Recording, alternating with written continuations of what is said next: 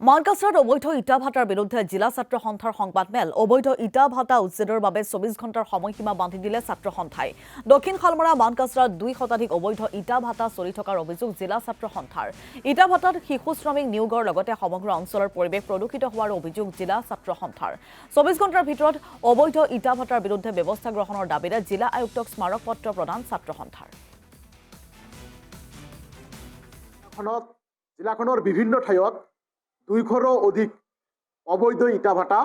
অহৰহভাৱে চলি আছে আৰু এই ইটা ভাটাবোৰ চলি থকাৰ ক্ষেত্ৰত আমাৰ জিলাখনত এটা ভাবুকিৰ সৃষ্টি হৈছে যে যি ধোঁৱা ইটা ভাটাৰ পৰা যিটো ধোঁৱা ওলাই এই ধোঁৱাটো এটা পৰিৱেশ প্ৰদূষণ হয় আৰু এই পৰিৱেশ প্ৰদূষণৰ ফলত মানুহৰ বিভিন্ন ধৰণৰ বেমাৰত পৰিণত হ'ব লগা হৈছে কিন্তু এই ক্ষেত্ৰত জিলা প্ৰশাসনে নীৰৱ ভূমিকা পালন কৰা আমি দেখা পাইছো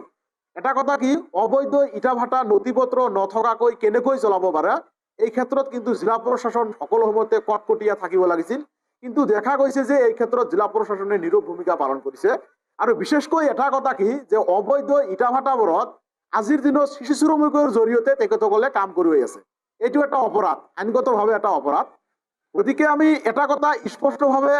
জিলা প্ৰশাসনক ক'ব বিচাৰিছো যে দক্ষিণ শালমৰা মানকাছৰ জিলাত এই বছৰতো নহয় যোৱা কেইবা বছৰ ধৰি যি অবৈধ ইটা ভাটাৰ ৰমৰমীয়া বেহা চলি আছে এই ৰমৰমীয়া বেহা কাৰ আশীৰ্বাদত চলি আছে আৰু কাৰ ছত্ৰছায়াত চলি আছে এইটো অতি সোনকালে ফাদিল কৰিবলৈ আমি জিলা প্ৰশাসনক আহ্বান জনাইছো